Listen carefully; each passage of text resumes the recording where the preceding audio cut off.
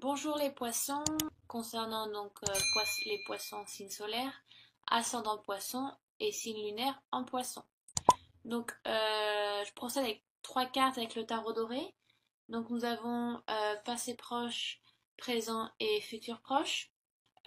Si vous avez consulté déjà mes autres vidéos pour votre signe lunaire ou ascendant, je m'excuse de l'effet miroir des cartes.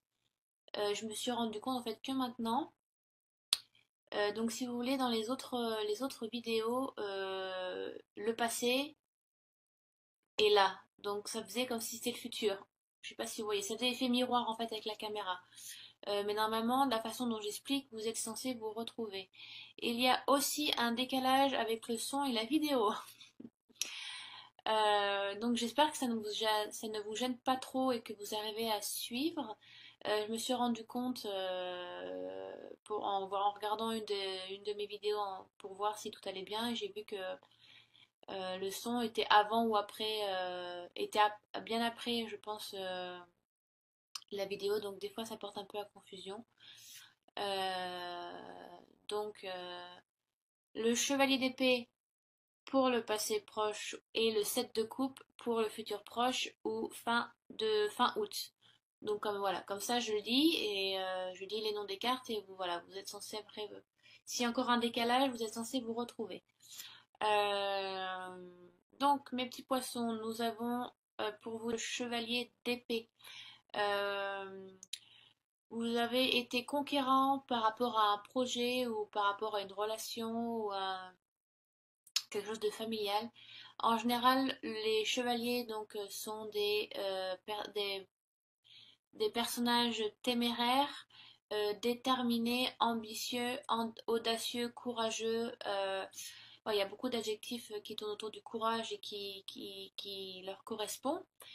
Euh, mais le chevalier d'épée, je pense, est un des plus hargneux, dans le bon sens du terme, bien évidemment. C'est-à-dire que les épées correspondent à l'intellect, à l'esprit logique et vivace.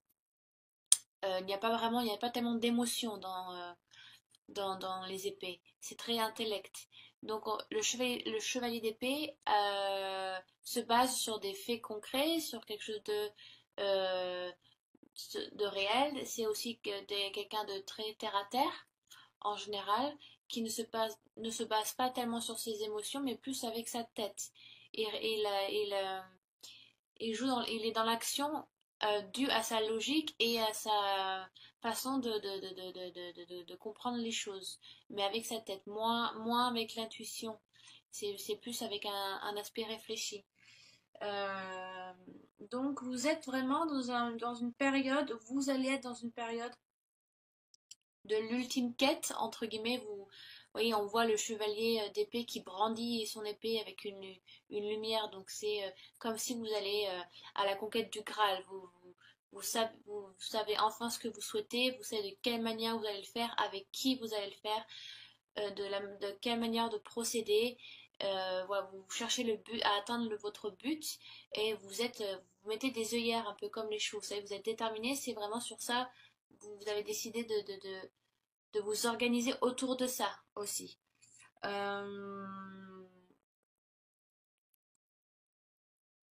Vous avez aussi... voilà, donc vous êtes au beau milieu d'un projet où vous allez commencer un projet. Euh, donc ça peut être le début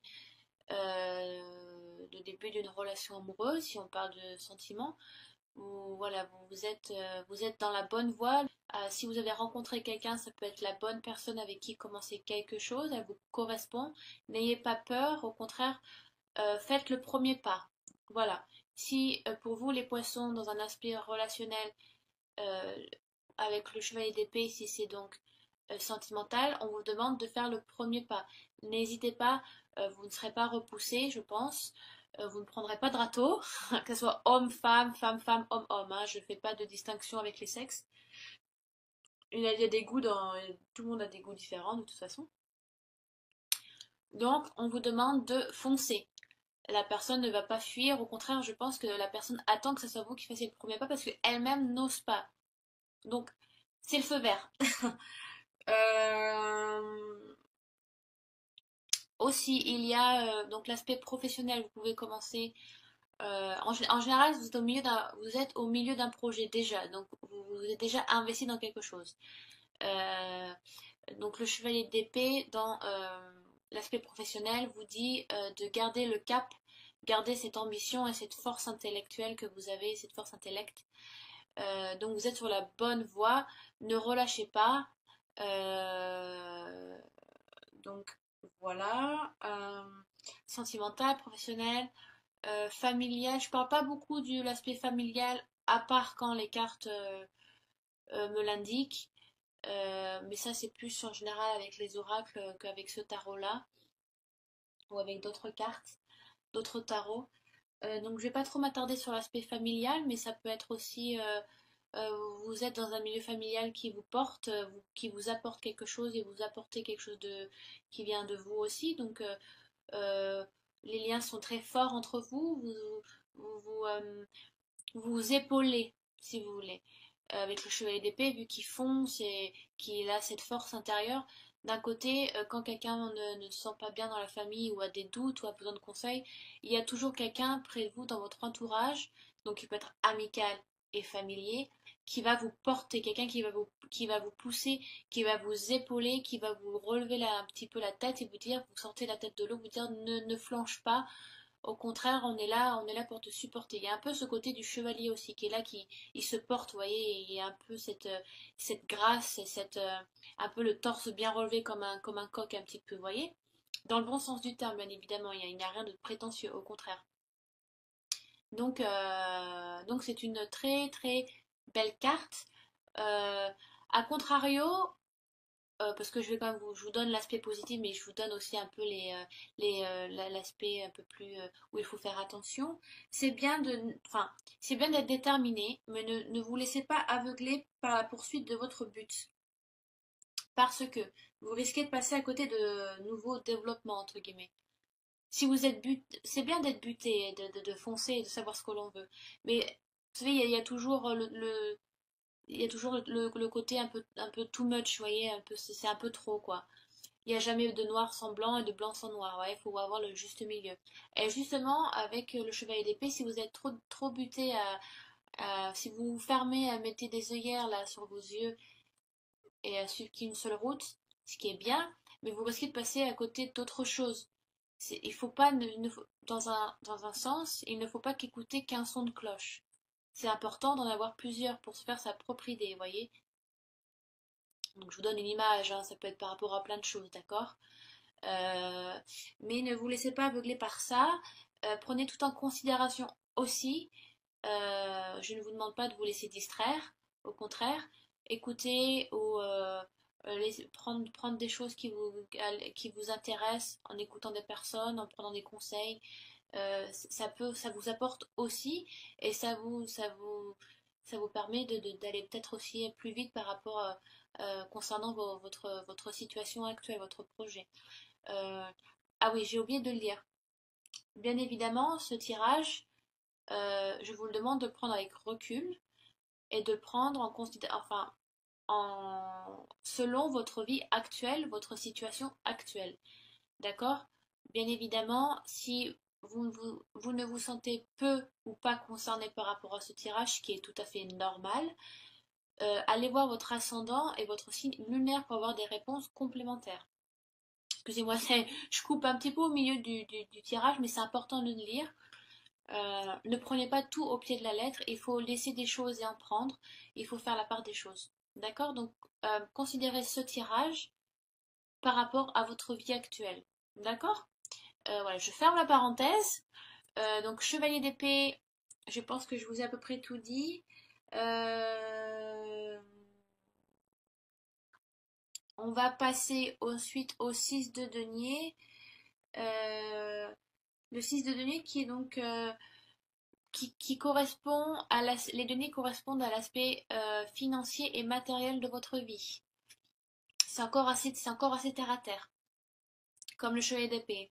Alors que vous, les poissons, vous êtes un signe d'eau, donc vous êtes aussi vous êtes un signe qui correspond plus à la lune, à la nuit, aux émotions, à l'instinct, à l'intuition, beaucoup aussi à la féminité, parce que la féminité, c'est l'introspection, c'est le soi intérieur, alors que le côté masculin est plus dans l'action, vous voyez, le côté extérieur, le côté solaire.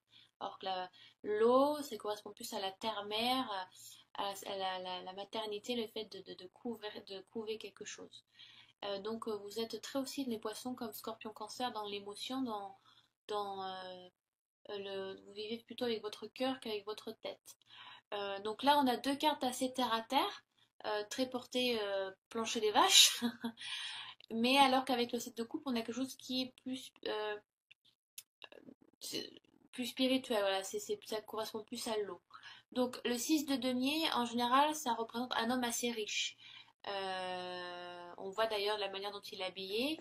Il est plutôt assez bien habillé, assez bien couvert. Euh, on voit des mains en bas de la carte, donc c'est comme si vous étiez très généreux, mais vous voyez, il donne son. Alors, j'espère que le son correspondra à la vidéo. Si ce n'est pas le cas, je m'en excuse.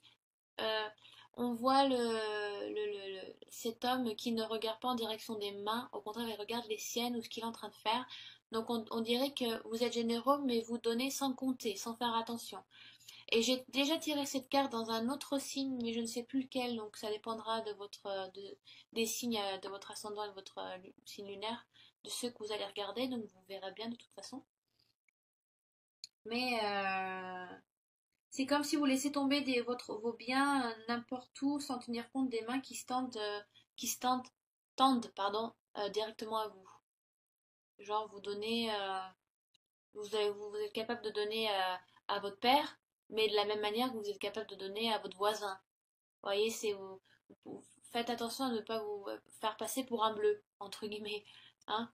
Ne donnez pas à n'importe qui, n'importe quoi aussi, n'importe où. Prenez tout en considération. Parce que ça correspond avec le 7 de coupe, qui le 7 de coupe lui vous dit de faire attention aux illusions, aux gens aux belles paroles, aux gens qui vous racontent ce que vous voulez entendre. Et peut-être aussi parfois par but de recevoir quelque chose de votre part. Donc ça peut être n'importe qui, hein, ça peut être votre partenaire, ça peut être je sais pas, votre famille, oui, vos voisins, des amis, ça peut être aussi professionnel. Par exemple, on peut vous faire croire à une promotion que vous attendez depuis longtemps pour que c'est un peu comme un chantage. Tu fais ça, je te donnerai ça si tu fais ça. Ou on vous fait croire à quelque chose pour que vous puissiez donner ce que la personne désire de votre part. Ça peut être plein de choses. Dans une relation amoureuse, le 6 de denier peut correspondre, par exemple, oui, ce que j'avais dit dans un autre signe, côté sentimental, ce qui est assez intéressant. Vous savez, vous, des fois, sans s'en rendre compte, on donne, on fait plaisir, par exemple, à son partenaire. On croit lui faire plaisir, on croit que ça va le satisfaire ou la satisfaire, mais c'est pas ce qu'elle attend ou ce qu'il attend. Vous voyez? Un exemple comme ça, je vous donne vraiment un exemple, je sais pas, un homme euh, qui offre, oui, plein de bijoux ou plein de sacs à main ou je sais pas, quelque chose de très matériel, mais qui lui dit par exemple jamais je t'aime ou qu'il n'y a pas d'intention, il n'y a pas d'amour, il n'y a pas de câlin, il n'y a pas de bisous, bah elle a besoin de ça, elle a pas besoin de toutes ces choses matérielles. Donc j'ai l'impression qu'un peu vous donnez mais sans trop faire attention ou, euh, ou ça marche que dans un sens, voyez. Donc ça peut être votre énergie à vous, mais ça peut être autrui aussi, ça peut être quelqu'un d'autre, ça peut être votre partenaire, peut-être que vous sentez peut-être que vous vous rendez compte qu'il ne vous comprend plus, ou que ce que vous désirez, il ne s'en rend pas compte et qu'il vous offre quelque chose qui est complètement à côté de vos souhaits. Ça peut être ça aussi. Le 7 de coupe il serait plus dans votre tirage, enfin, vous correspond plus parce que ce sont les coupes donc qui correspondent à l'eau, donc à votre signe.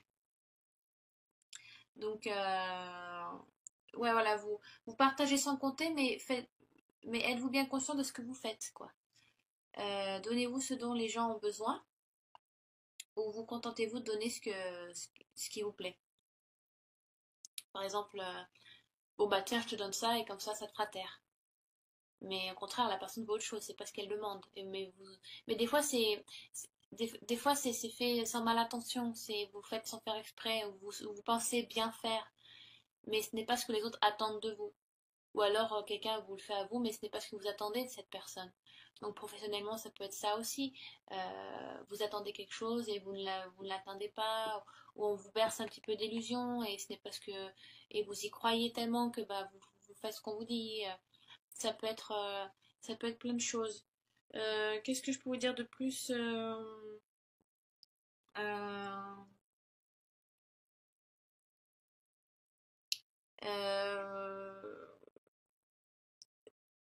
En général, c'est pas une mauvaise carte, hein. Elle est pas bonne comme mauvaise. On vous dit attention de dépenser votre argent à bon escient, aux bonnes personnes, de manière correcte, pas de manière illogique. Ouais, voilà. Si vous voulez, cette carte vous dit que vous ne faites pas des choix équilibrés et que vous dépensez votre argent en faisant croire que c'est charitable, entre guillemets. Euh, donc voilà, on va passer à autre chose, mais c'est un peu ça. Faites attention à ce que vous dépensez, avec qui vous le faites, de quelle manière vous le faites. Est-ce que les gens, est-ce que les gens attendent de vous, est-ce que vous le faites de manière correcte? Peut-être rendez-vous compte de ce que vous faites, vous fermez peut-être un petit peu les yeux, vous ne faites pas attention. Écoutez les autres, ça ne sert à rien des fois de donner sans écouter, ça n'avance à rien. Donc, prenez un peu de recul et écoutez votre entourage, votre partenaire. D'accord. Donc là, je me perds un peu, déjà 17 minutes. Alors, 6 de coupe, pardon, excusez-moi. Le 7 de coupe, donc oui, ça me fait penser un petit peu, vous savez, au chant des sirènes. Quand les matelots étaient sur leur bateau et qu'ils entendaient les belles voix, les chants des sirènes et que ça ils quittaient leur enfin, ils quittaient leur route pour aller écouter les sirènes et qu'en fin de compte, on les retrouvait noyés. Donc voilà, faites attention aux illusions, aux mirages. Parfois, on peut vous faire croire on va vous offrir de belles choses. On vous berce d'illusions pour atteindre, quelqu'un peut vous bercer d'illusions pour atteindre un but précis. Euh, donc, et faites attention à écouter les bonnes personnes, à prendre conseil par rapport avec les bonnes personnes. C'est comme s'il y avait peut-être quelqu'un dans votre entourage qui, euh, qui vous conseille, mais pas dans votre but à vous. Et c'est une personne qui peut vous conseiller dans son propre but à lui ou à elle. Qui ne, c'était pas quelqu'un qui est là vraiment là pour vous aider. Euh, faites, faites attention un petit peu à ça. Regardez autour de vous qui est vraiment de bons conseils ou qui est vraiment là pour vous épauler. Hmm. Euh, c'est comme s'il y avait il y avait de nombreux choix qui s'offrent à vous en ce moment. Il y a des occasions intéressantes ou des rêves que vous pourriez enfin réaliser. Donc, c'est bon de puiser dans votre inspiration, si vous voulez, dans plusieurs choses différentes. Mais ne quittez pas, ne vous détournez pas de votre voie que vous avez déjà choisie, d'accord? Il faut un peu comme les traiter comme de la distraction. J'espère que je suis pas trop floue dans ce que je dis, mais mais comment je peux vous dire? Euh, Si vous voulez comparer à la carte du chariot, l'arcane majeur 7, dans la carte du chariot, il y a vraiment une détermination qui est évoquée dans cette carte. Vous voyez, dans la carte du chariot, vous voyez, c'est dans la carte du tarot, dans le tarot doré, la carte du chariot, donc c'est une femme sur un grand chariot magnifique avec, je crois qu'il y a qu'est-ce qu'il y a dessus, des chevaux, je crois, je sais même plus. Ou je confonds avec le tarot de Marseille. Mais il y a une détermination, on voit qu'elle ne quittera pas sa voie, elle sait ce qu'elle veut, elle va pas se faire. distraire par n'importe qui, n'importe quoi qui a été dit. Donc le 7 de coupe est un peu à l'opposé. Si on vous demande de trouver un équilibre, on vous demande oui, vous avez des choix intéressants qui s'offrent à vous, vous avez des rêves peut-être qui sont possibles à réaliser. Mais ne quittez pas votre but premier, votre voie première. Oui, c'est bien d'écouter plusieurs sons de cloche, mais il faut rester concentré sur le but d'avant. Donc, si on fait un lien avec les trois cartes, vite fait. Là, vous avez une détermination, vous avez un but précis, vous êtes au milieu d'un projet, vous avancez. On est d'accord. Et là, c'est comme s'il y avait quelqu'un ou une situation qui vous dit, alors bougez pas, j'ai plus de batterie. Attendez, je mets pause.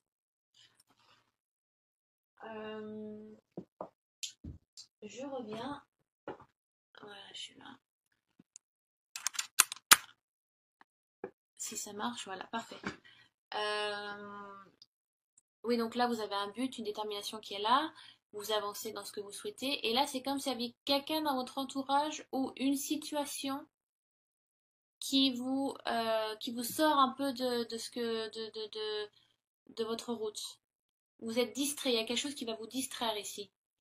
Donc ça peut être matériel, financier, on vous demande de dépenser de l'argent, mais peut-être qu'au début vous faites confiance à cette personne ou vous faites confiance à cette situation. Vous êtes mis en confiance, donc vous vous faites un peu sans réfléchir, vous pensez bien faire, vous êtes un peu naïf quoi. Donc on vous demande peut-être de dépenser de l'argent par rapport à quelque chose qui vous pensez que ça va vous aider, mais en fait c'est pour le but de la personne qui vous demande de le faire, ou une situation qui va peut-être au contraire va vous demander de oui, voilà, dépenser des sous ou d'apporter quelque chose de matériel à cette personne ou à ces situations précises. On vous berce d'illusions, faites attention, écoutez pas trop les chants des sirènes, faut un peu vous réveiller et retourner sur votre route à vous. Donc oui, c'est bien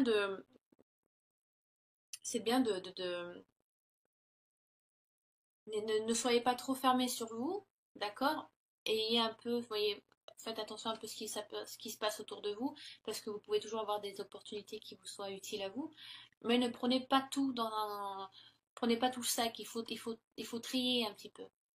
D'accord? Donc faites attention ou dans un futur assez proche ou même actuellement quelque chose vous croyez que vous êtes bercé on vous berce un petit peu, vous êtes un peu endormi ou vous pensez que c'est la bonne manière de faire et vous faites confiance et que vous suivez, mais en fait vous vous éloignez de plus en plus de votre but précis et ça prend un peu de retard et vous dépensez de votre personne, vous dépensez votre argent, vous dépensez de quelque chose de matériel dans une situation où une personne en fait qui n'est pas là pour n'agit pas pour votre bien à vous mais pour son bien à elle, donc qui ne vous apporte rien ou pas grand-chose.